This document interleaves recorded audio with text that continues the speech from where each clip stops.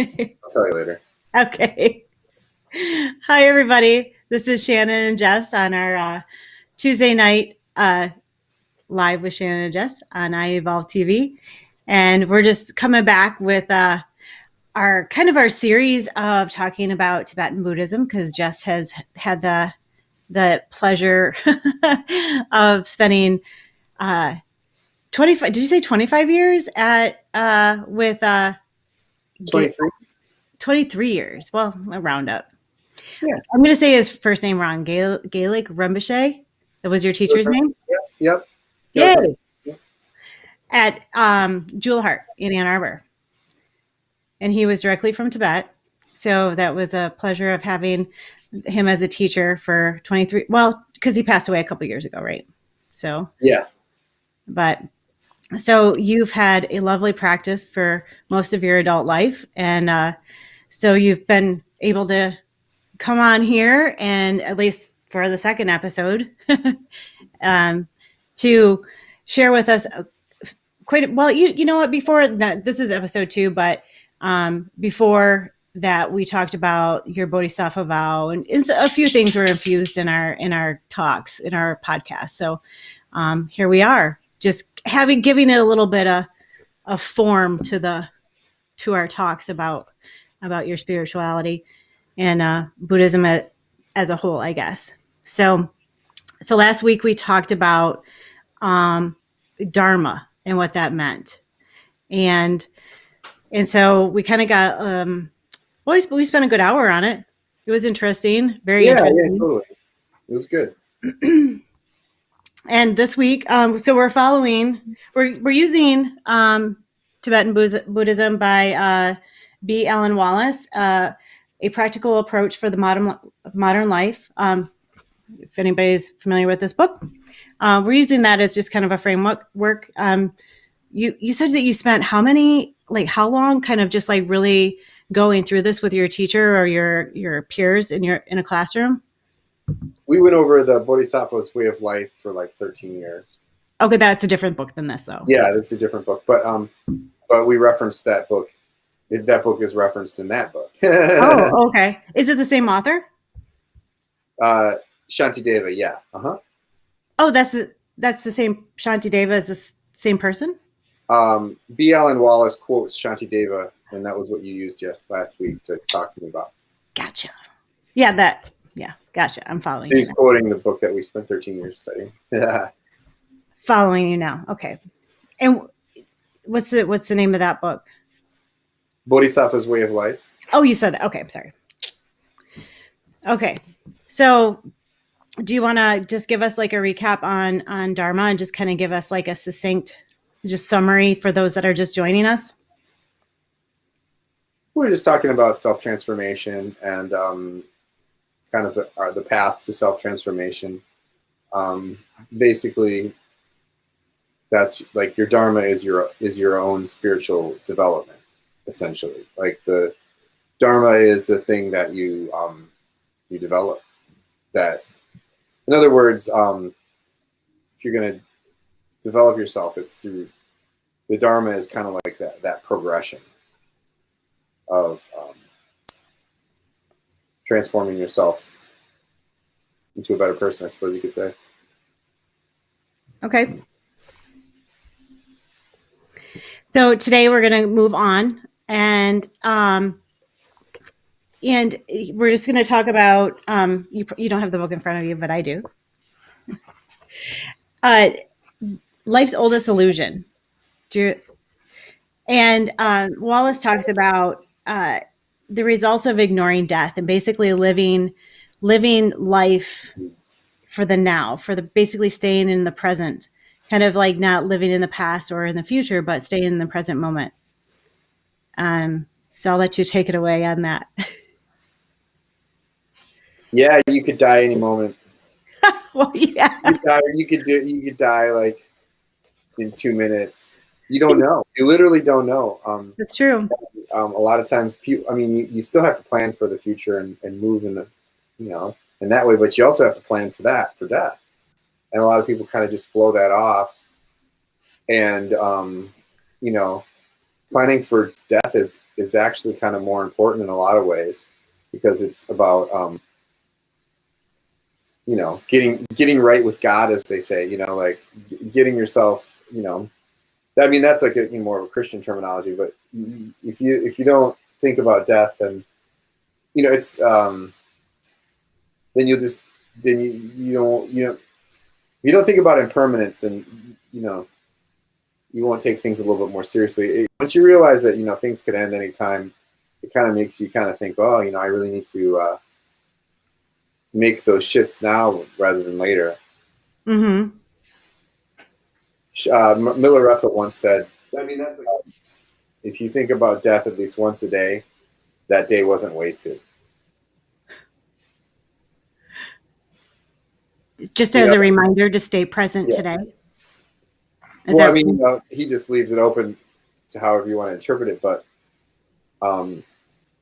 yeah, it's not like a morose or like kind of dark thing. It's just like a natural thing, and by thinking about impermanence and all that, it makes you get your priorities straight, essentially.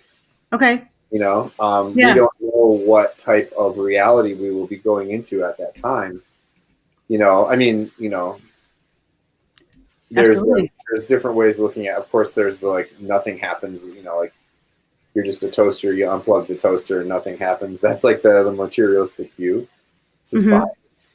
In the spiritual view, you're gonna go. You know, your consciousness is gonna you're gonna go somewhere from the, you know, the reincarnation point of view, or even if you look at it from the Christian point of view, you know, heaven and hell.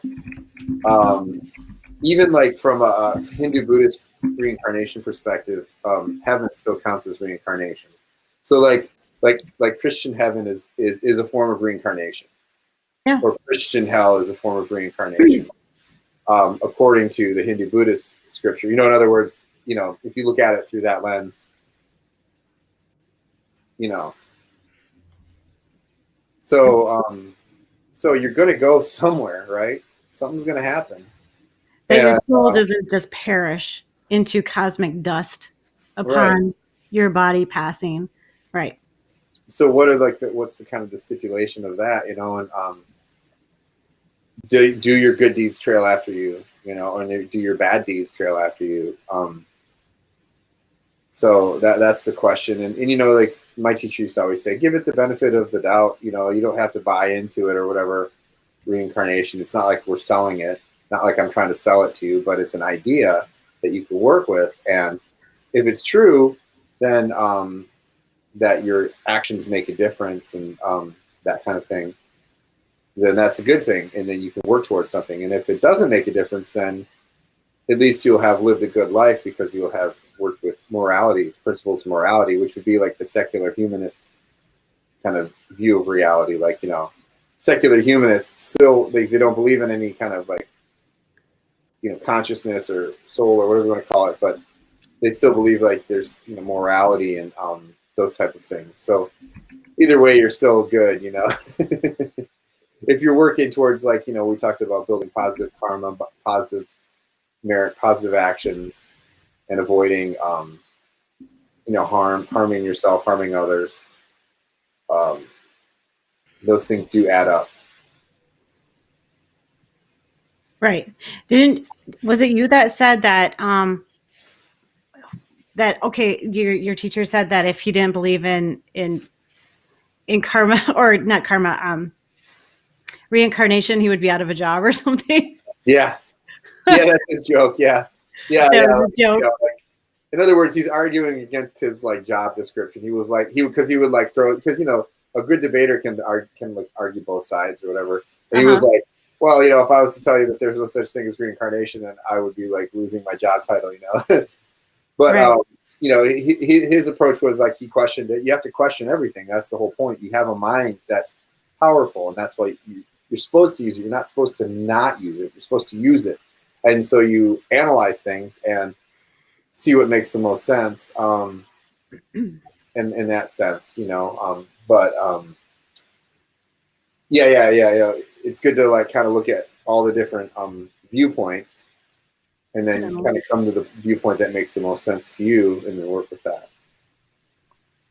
Yeah, I kind of I was telling you before we went on that I dipped into some Alan Watts stuff in preparation that kind of like rabbit holed me into like a recap, and I'm like, whoa, I don't think I can recap this on my own.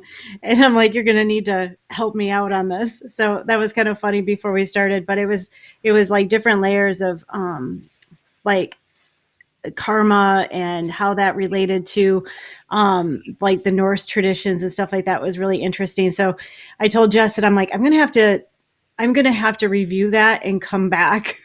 So maybe next episode I'll have that down pat and I'll be able to summarize that a little bit better, but not tonight.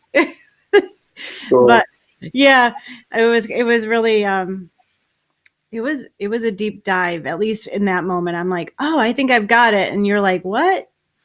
I'm like, I'm gonna have to listen to it again because it was pretty in depth. There's a lot of stuff that parallels, I'm sure. Right. Um so Wallace. See, I want to think that Wallace is his first name and it's not. William Wallace. Yeah. The Clan Wallace. Yeah.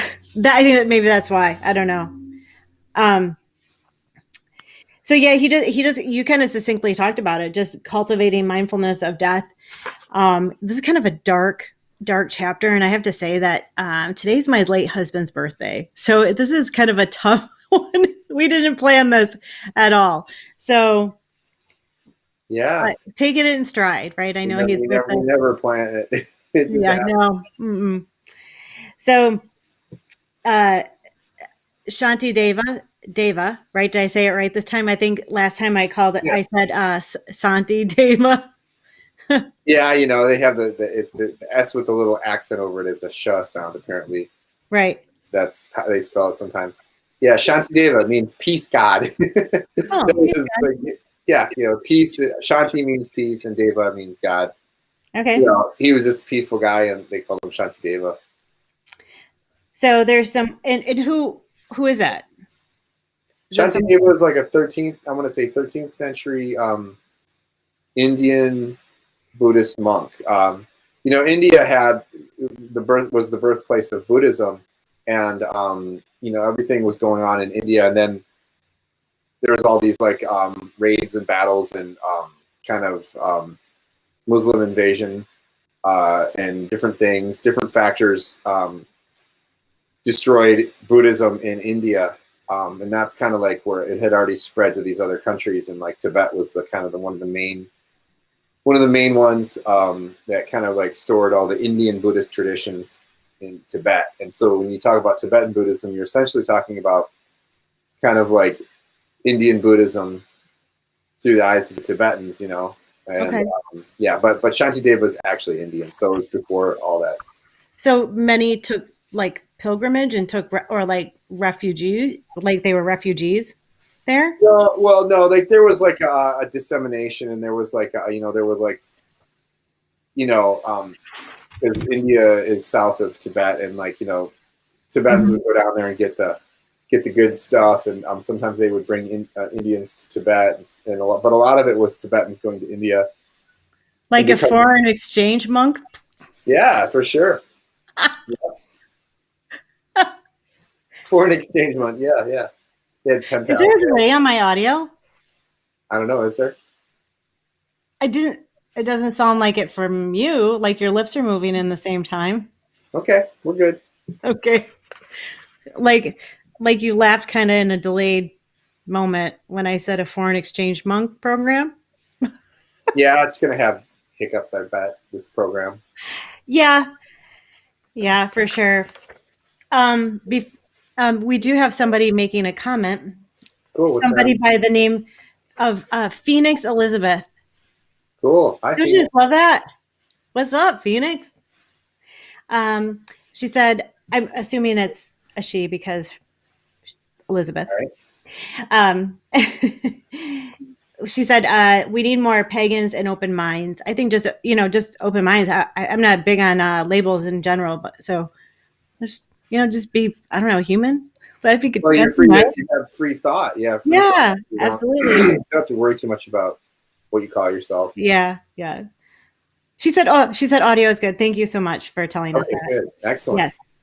Yes. She said, "Do you think that we incarnate fast, or I'm sure she means does the soul wait for decades before returning?" That's a That's an fabulous interesting question. question. Well, Oh, well, it's a guy. I'm sorry. I'm so sorry. I'm so sorry, Phoenix. it's confusing. That's cool. Yeah. Well, it depends on what you're talking about. Like, so, because like you're a human being. Let's say you're a human being, and then you die. There's time from when you die to whatever your kind of rebirth is, and there's different ways of looking at it.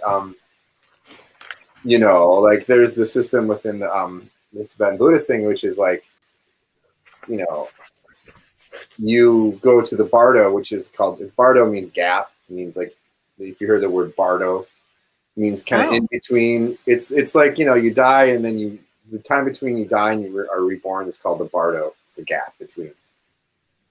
So kind of like a purgatory. No, No, not necessarily. not the same. Well, like so, you're a human being right now, right? And before you were a human being, you were basically A you were kind of light. Yeah, you were like as I am now. There you go. Go ahead. I'm sorry. Continue. Well, you were disembodied spirit essentially for a second there, or like a beam of light, or however you want to look at it. Like you need it's like you're cold, you want to go inside the house and be warm and have a place to live, and that's the idea with reincarnation. So I don't know how to answer that question. The timing is different for everybody and everything when it comes to incarnating. It's different all the time for everybody. I mean, according to what I know, I don't have firsthand knowledge, but according to the Buddhist tradition, intuitively, or like what I've heard other people talk about, and what resonated with me, Phoenix, is that it really depended on the person's soul and their soul path, and they still have sometimes work to do on the other side, whatever that means. Well, we have work endlessly if you're. Don't know. There's no end to the work, even when you become fully enlightened from the Buddhist perspective. Like on a soul level, because our souls exist all over. I'm sorry, Jess, I cut you off. It's okay. You always have work to do, is what I said. There's no time when you don't have work to do. Right. And so it really just depends on the individual, the soul. And I think I've also heard teachers talk about souls that are younger and souls that are older. So if they're a younger soul, they quickly reincarnate. I've heard that those teachings as well. If you've heard that before, some people, and I don't know if that's something that your teacher covered on or not, Jess, but he would say something different. He would just say all souls are old souls. Okay. Like, there's really there's no time limit. The idea within Buddhism is that there's never been a beginning. There's not really a beginning. So that's just a different viewpoint. Sure. But you could definitely say people have their stuff together more. Certain people do. That's for sure. That are definitely older in the sense that they have more wisdom, and that they're able to function better as a human rather than, you know what I mean? And some people have been human many, many times, and some people are new to being a human. I would agree with that. I think that may be what the teaching may have been. And it was like, so if you were like a middle-aged soul, you might be a little bit slower to reincarnate because you're going to pick your incarnations a little bit more carefully. And then if you're more of an older experienced soul in the human incarnation process, you are going to be even slower. And I don't know, because I mean, maybe you'd be faster at getting your stuff together on the other side to come back in. Who knows, Speculation.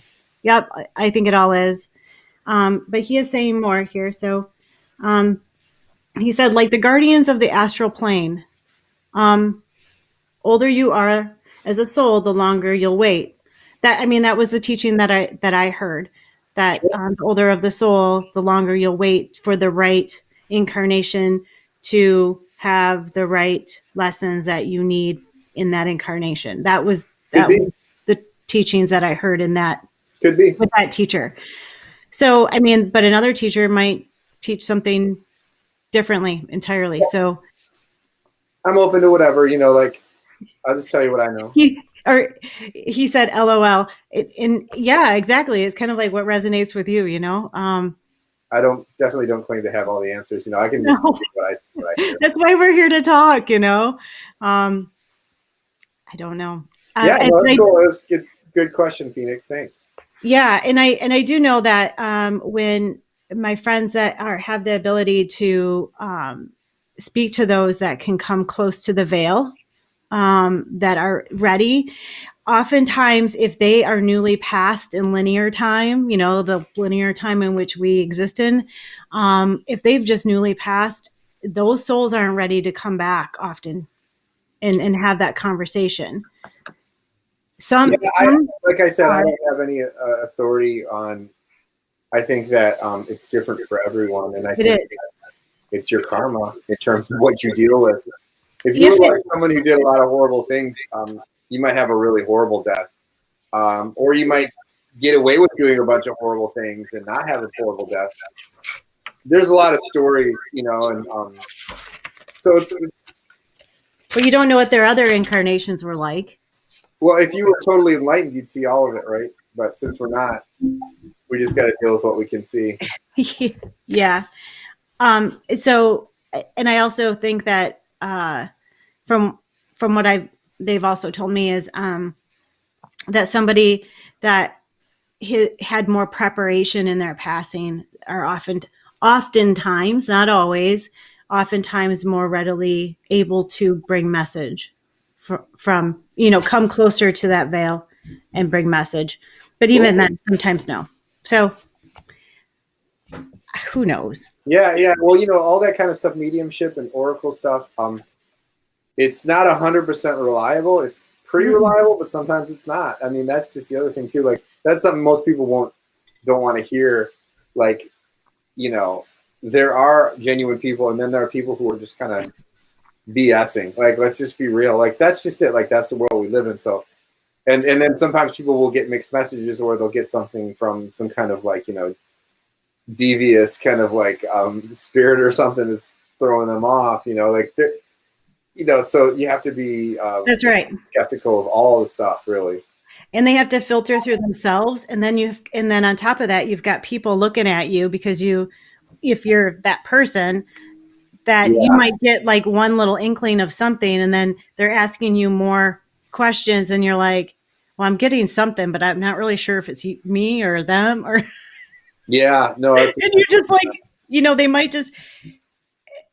I think that people that are very, very talented, and I know quite a few, and even in my experience, like you have to sometimes wait. You have to just let them bring it all in. And oftentimes they'll meditate in preparation for you to come. And there's a reason for that, because they're filtering through their own crap. And that's who you want to go to, not somebody that you're just going to pounce on. And sometimes it'll come to them in a flood too. But yeah, there's good ones out there. Definitely. That's for sure. Definitely good ones out there that really get the stuff. Like my friend Dreama, we've been talking, and she'll be getting something, and then she'll stop and she'll go, wait, that was me. I appreciate that because she just got realization that it wasn't, that wasn't actually that wasn't the message that was supposed to be for me or whatever it was, so that's good. Yeah. You should learn that. You should know. You should be unafraid to admit when you do not know the answer. Or like, you know what I mean? That's what my teacher was like. He goes, I'm up here teaching you and all this. He's like, but there are times when it's okay to just say, I actually don't know the answer, Right. Doesn't mean you're like some kind of failure or something. It's okay to not know. And so it's better to not know and admit it than to try to fill in the blank with something that sounds good so you don't lose your reputation or whatever. It's better to just be honest and be like, hey, I'm not getting anything, or I don't know, like be real. Like, how could you? How could you know? Exactly. That's what I'm saying. You know, like you have to use discernment. You know, the thing is like we have a pretty good intuition with things, and you know, if you're doing like working with channeling stuff, and you really don't know for sure what you're getting. Even if you're totally channeling something, like I said, that the information you're getting could be, you know, trickster business, like Loki type stuff. You know, Yeah, I mean, usually, that is a thing too. You know, apparently. yeah, I mean, somebody that works hard at making sure that that doesn't happen, you know, that's they're not, and I don't know how Right. that works. It's not something that I do. So, um, you know, they're like, that's not allowed in their scope of things, you You know, know, I but just look at it like it's like, you know, you have a plethora of information to draw from. And yeah. one of those things is, of course, your intuition. And one of those things is, you know, different things you can get information from. But you have to Mhm. make sure that you don't completely rely on it. You know, like divination is fun and it's helpful, but you can't like put all your eggs in that basket. You just kind of use it as part of the information that you work with. You know, you have to use logic and all reason and all that, and then also sometimes step outside of logic and reason too. You know, and be open to, you know, like the feminine principles and the masculine principles, the that kind of thing. Yes. Oh, Phoenix is sending us another question. I like this Phoenix guy. He's sending us great questions. Flaming, Yeah. flaming with questions. Yeah. And who doesn't like a Phoenix, right? Yeah.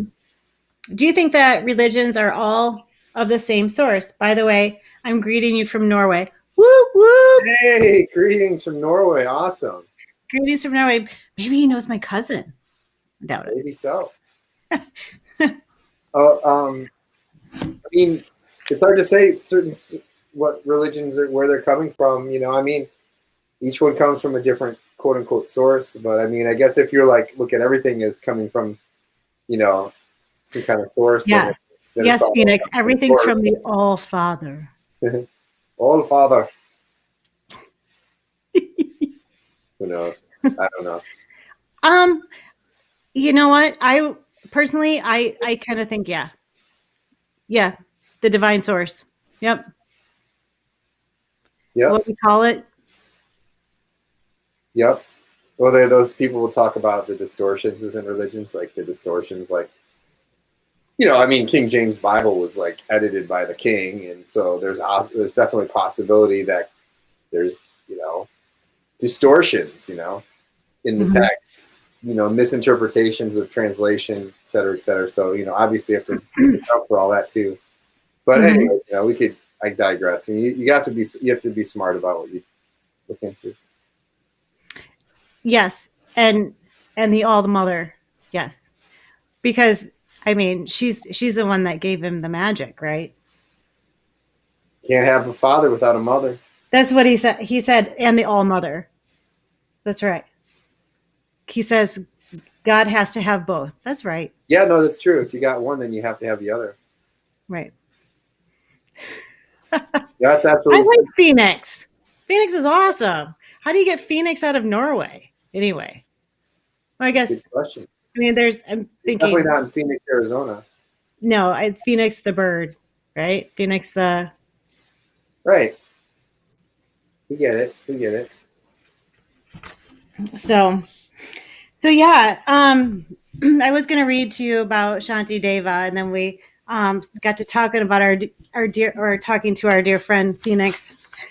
He's now our dear friend. Of Awesome. course, he's from Norway. He's got to be. No way. He's probably your cousin. He's probably your cousin. He's probably your cousin. No, because my cousin's Ellen. He says, "Love you guys." Yeah. So Shanti Deva says, casting all aside, I must depart alone, but not knowing this, I have engaged in various non-virtuous deeds on account of friend and foe. But my foe shall cease to exist. Friends shall vanish. I too will perish. so will everything pass from existence. That's what he says. That's what the whole chapter is based on. Yeah, that's probably coming from the guarding alertness chapter. Like, you know, like he's reflecting on, so he's doing Dharma practice. He's reflecting on himself, and he's like, you know, it sounds like he's like saying, well, you know, I might as well go off and practice the Dharma because like all friends will go, all enemies will go, you know, and so everything goes, you know, everybody dies. so get with the program, you know, which is analyzing your you know, focusing on what is helpful and doing what is helpful, and understanding what is harmful and ceasing to do what is harmful. That's Dharma right there. Mm-hmm. You know, that's the adjustment you make. Once you make that adjustment, then you're working with your Dharma. Do. Dude.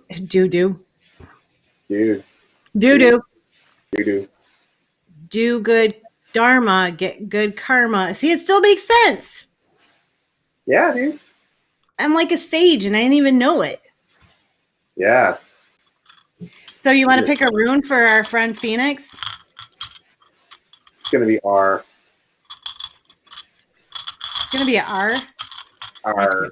I don't really, I have to get my book out. All right, Phoenix. Can you hear me clunking around?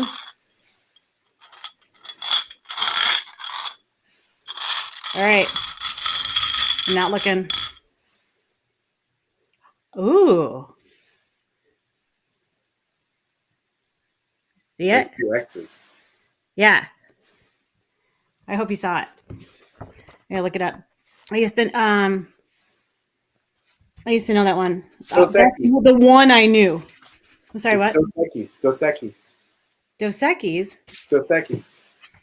If the beer, it means 2 X's. Dos Equis. Oh. That's like the one I did know. Now I've forgotten it.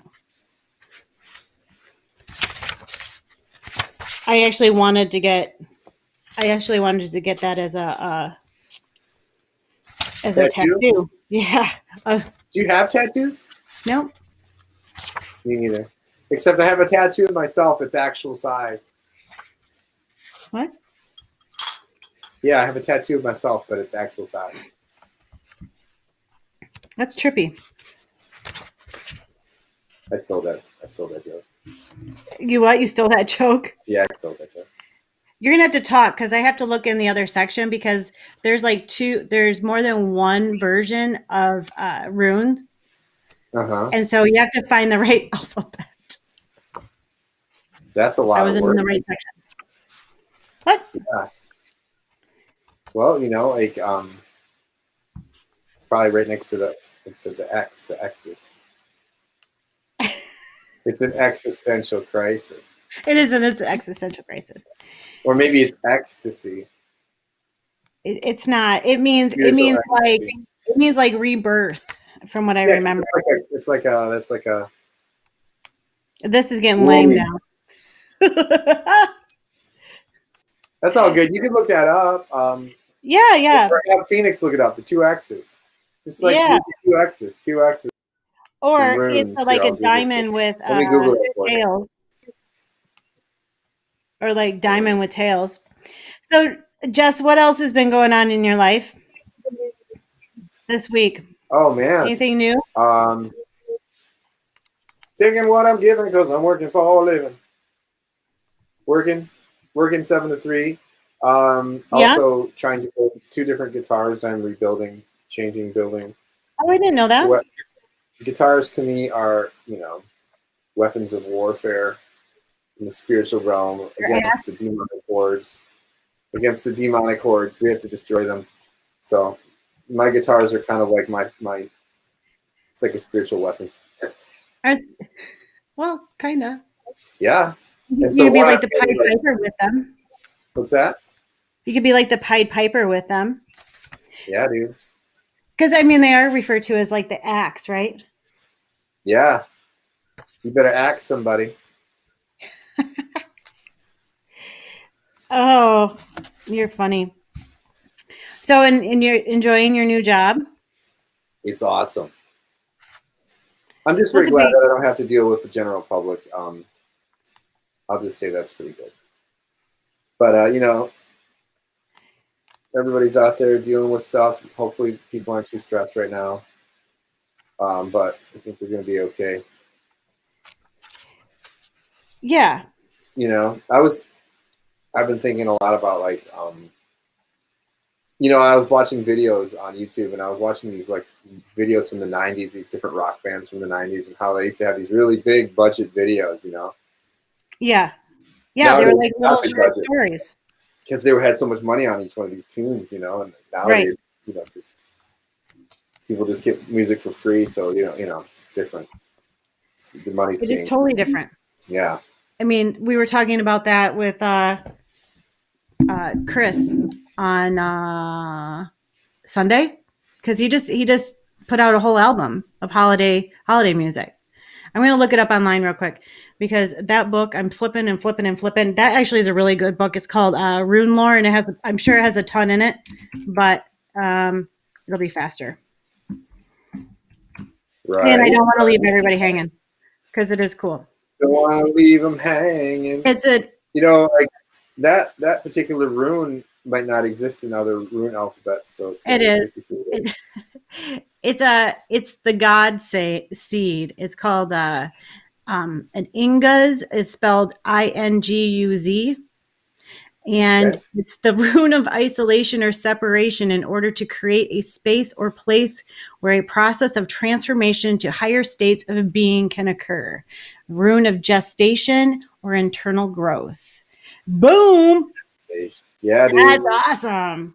I don't know if you did that. I don't know if that was for Phoenix or if it was for me. It was for Phoenix. I can't do this camera very well. I'm very sorry. It's okay. Oh, okay. It's basically 2 axes.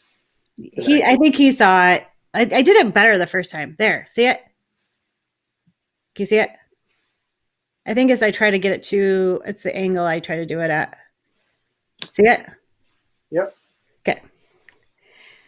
You want me? I'm not gonna. If I try to do that again, I'll have to look it up. I'll just have to look it up online. Yeah. No. So that your book there, the Tibetan Buddhist Buddhism book, has got some good stuff in it.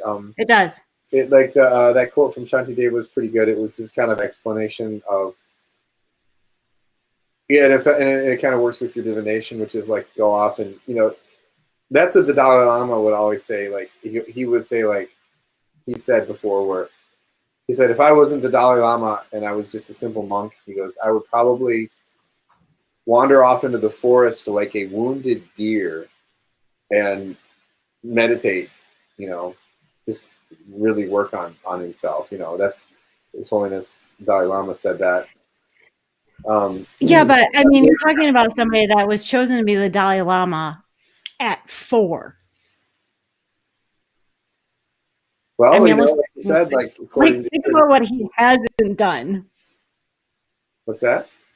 Think about what he hasn't done in life.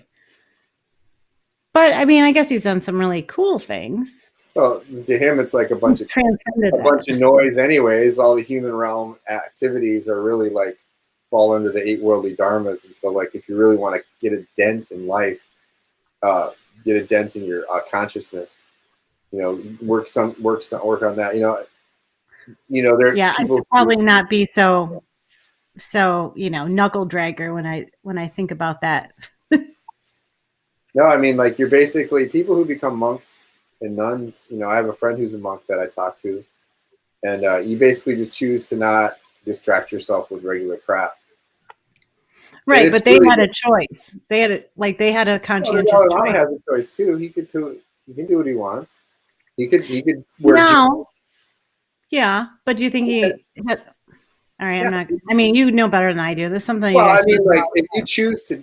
There's like 250 some vows you take when you become a fully ordained monk. Oh, okay. So it wasn't like he was like you choose 4. That. You have to choose that. You can't just be given that. You have to pick it.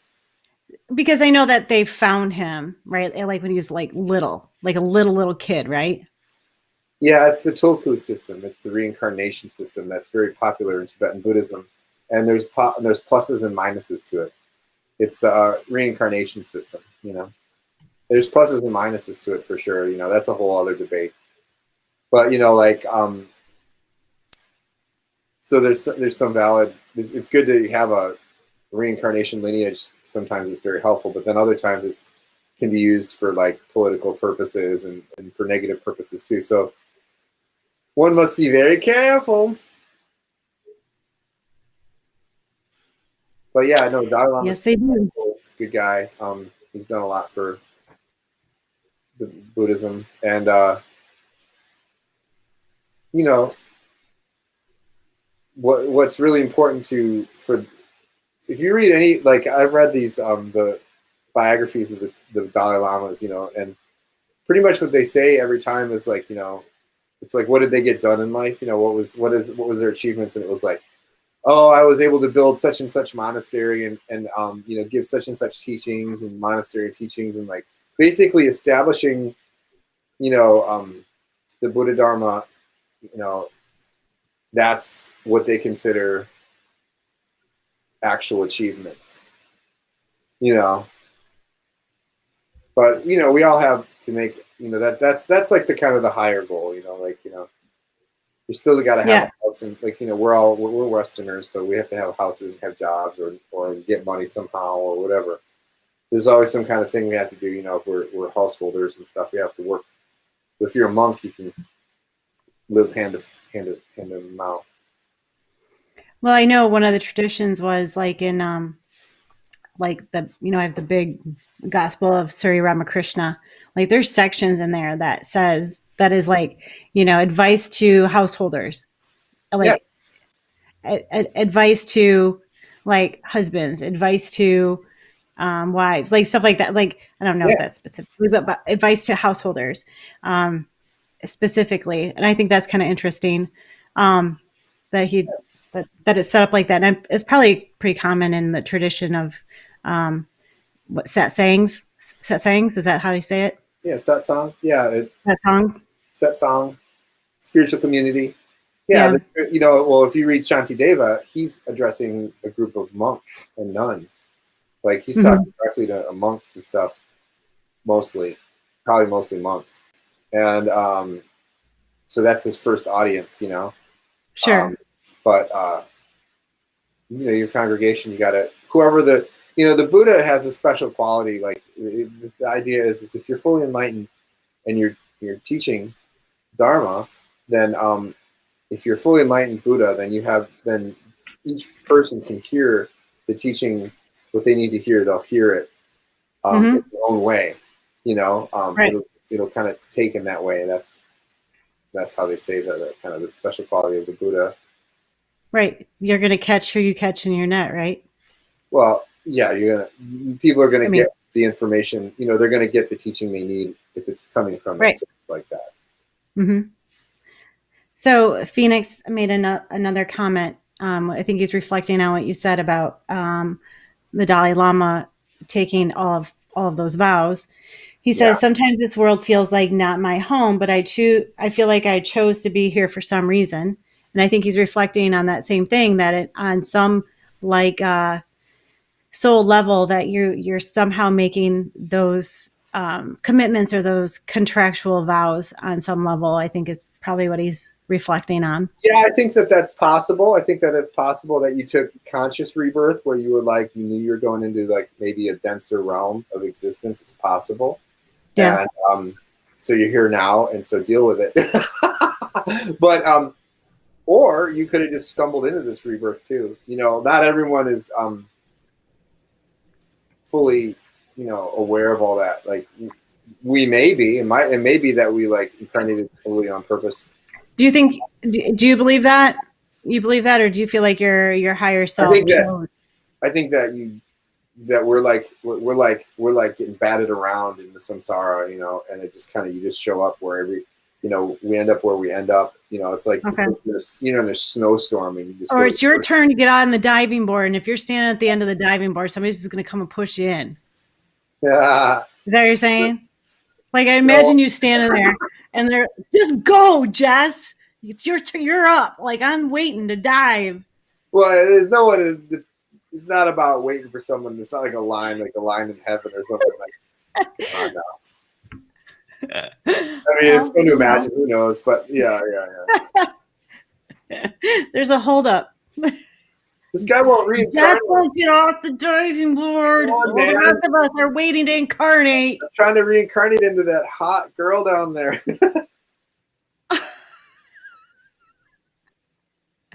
Well, How do you think it works?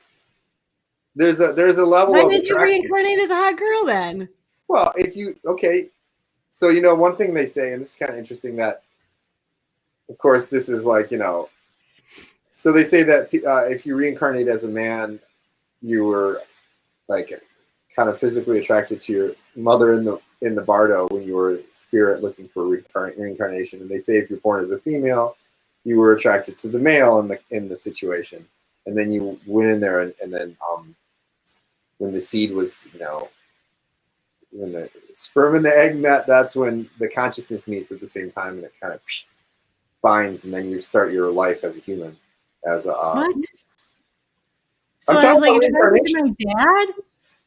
well, yeah, but that was when you're in the spirit realm. It's when they weren't actually your dad, before they were your dad. But it's pretty. We're getting this esoteric That stuff. sounds shifty. Well, the idea is this. So, you're gonna we're talking about getting off the diving board and reincarnating, right? You reincarnate into humans, right? You understand that, right? Humans. Yeah, it's still funny. So if you Okay, really it's actually funny. break it down and think about it, there is a certain level of karmic attraction and karmic connection with those people, and Yes, but it's not necessarily your sacral chakra. it's not like some weird Attraction. twisted porn fantasy. Okay, stop. It's just the idea that you know what I mean. That's what I'm concerned about. Okay, Come on, that is twisted. it's messed up. That's not what we're talking about. Not Deep Woods, Kentucky stuff. If you're talking about reincarnation. Sorry, anybody from You're Kentucky. going to be drawn towards your parents. You're going to have karma with them, right? You talk about what do you talk about? Like we have karma with our parents, right? And some people have more of a connection with like their dad. Some people have more of a connection with their mom, and it's really not necessarily about like like attraction or whatever. It's not like some weird twisted thing, but I don't know. We might as well just skip this because it's too much. You're just gonna stop right there and leave us hanging. I mean, but it's true though, right? Like people have kind of a different relationship with each of their parents, and it's just a connection, Yeah, I think I think you're right. Like some of us are a little bit more either our personalities complement one parent or the other in some ways as well. Like I mean, technically or not, I don't know, but like on a zodiac, I think my personality is supposed to complement my mom's, and we did not. We didn't necessarily complement each other, but my dad and I were like peas and carrots. Yeah. I don't know. Mm-hmm. Cool. I mean, yeah. And I don't even like peas and carrots. Yeah. I like peas and carrots in soup, but not like just to eat. That's gross. Not if anybody's worried about it, but I mean, it's just a saying, right? I like pizza. Beer. Yeah. Is that part of the Buddhist diet? It's part of my Buddhist diet. Beer made of yak milk. I drink it straight off the teeth, baby. Oh. This is the weirdest Tibetan Buddhist conversation I've ever had. You're looking a little Ted Nugent-y, by the way, in that like shadow thing you got going on today. All right. Yeah. Okay. Cool, man. Yeah. The Nuge. Yeah, the Nuge. Fred Bear. That guy's funny. I love him. Do you? I love him because he's imperfect. I was talking to a friend of mine who remembers back in the day of the Michigan party scene, like she's in her 60s. And she's like, yeah, I used to party. Ted Nugent was such a jerk. And she was like, he would just whip it out at a party. And I'm like, what? I go, wait a second. What? I was like, wait a second, you've seen Ted Nugent's penis? And she was like, yeah. Look, I'm not going to be able to put this on YouTube. It's tough. I'm going there. What? Every guy has one. It's no big deal. I know. We're all naked under our clothes.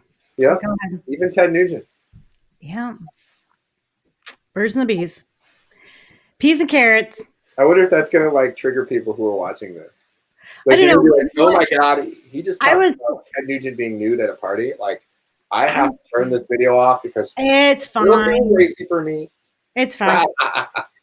But you know, like, I can't imagine. I can't imagine what. Like, is he still on the radio? What? Is he still on the radio? I do appreciate people that are just themselves. Yeah. You know? Just gotta love people for who they are. Yeah. And if you're offended by that, like, you just don't, I guess, apply to that, I guess, you know? What are you going to do? What are you going to do? I don't know. I found the house in Ann Arbor that bought. Sew buttons on his underwear. That's what you do. You have to think about that all night, aren't you? No.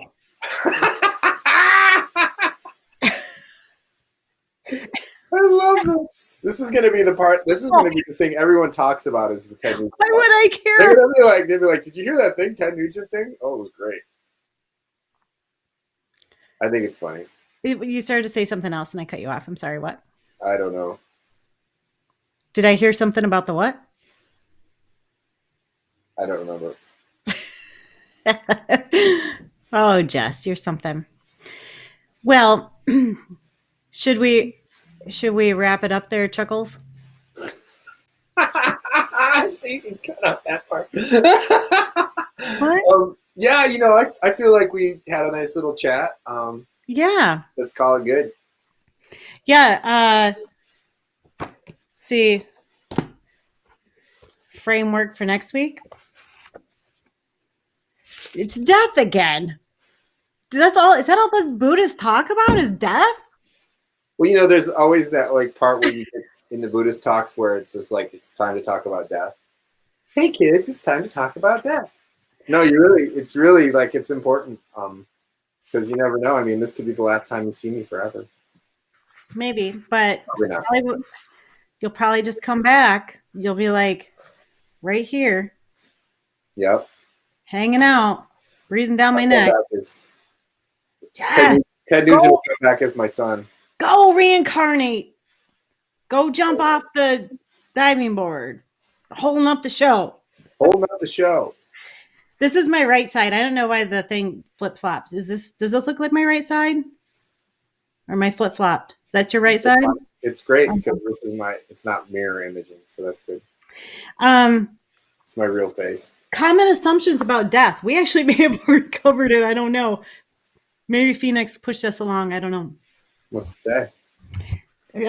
Death, no exit. Common assumptions about death is the title and subtitle. I'm not going to read it, all of it. Well, name one. Just say one. Say what? What are one of the common misconceptions about death?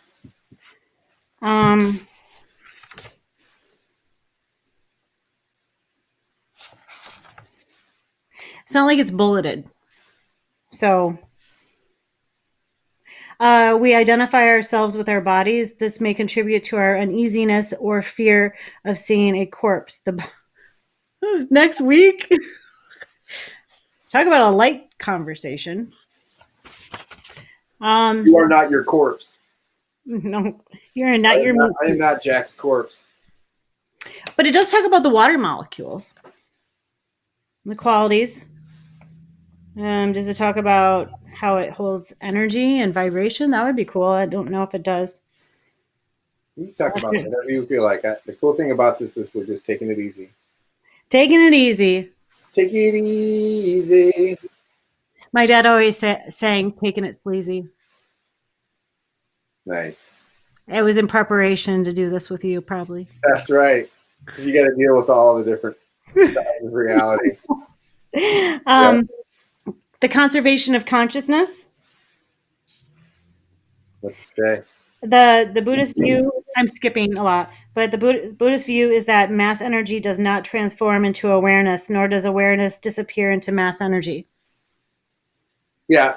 Alan Wallace is very analytical and very sharp-minded individual, so he's able to really like, he's not talking to, he's like, people like, oh, I just die and you become the energy. It's like, he's probably like messing with that idea, like, that's not really what you're focusing on. Like, it's like you're here in this moment looking at a computer screen, and then the next moment there's not, your consciousness continues, but it changes, right? Like you could even say when you sleep, you're not asleep, you're differently conscious. Like you're in a conscious state, because I sleep and I dream the whole freaking time. I'm in a movie. Right. Then it goes on to say mass energy is conserved as mass energy and mental events, including consciousness, and are conserved as mental events. Thus, this theory refutes the belief that awareness originally evolved from mass energy as an emergent property. It's like mind first, then energy, and also like the mind is what you should focus on more than like some kind of proof of energy. But the thing is like they from the Buddhist standpoint, what they say in Eastern medicine is like your consciousness, the energy follows consciousness, as like they call it like a horse and a rider. Like somebody's riding a horse, it's like the rider is like your consciousness. It's like you're guiding it, right? And I actually probably will enjoy that chapter. Yeah, it'll be good. Because it does talk about the science and objective and consciousness versus energy. And I do. Yeah. Good thing to talk about. More death. More dying. Well, cool. That'll be awesome. We have to wait a week for it. A week away. But I think you're probably just a little run down. Oh, I'm good. It's been a long day, but we're good. We'll but there's some weird energy going on right now with Brian came on last week and talked about it a little bit. He kind of skimmed it. Well, people don't know what's going to happen next. That's why. Yeah, and there's weird things with the solar flares and our polar north and the Schumann's resonance, and let's stack it up. So anything, do some research, I'm just talking about everybody. I've been taking lots of supplements for your adrenal system. So look at your minerals, like powdered magnesium is great. Don't take too much. You'll poop your pants, especially the first day. Yeah. But that's very helpful. Just kidding. I'm sorry, what? Nothing. It wasn't just a fart. Yeah, it was magnesium. It was you don't want to make that mistake. Yeah. Give it a couple days to take it easy on that. But anything that will help support your adrenal system will help for sure.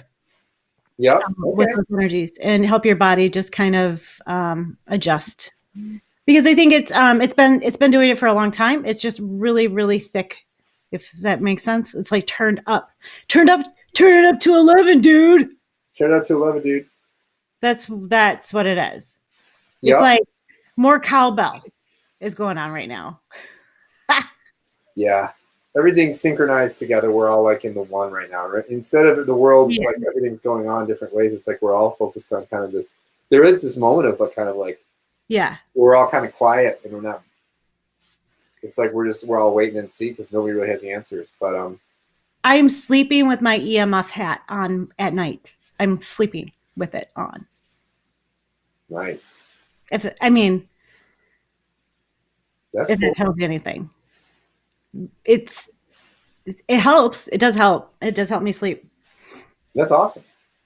I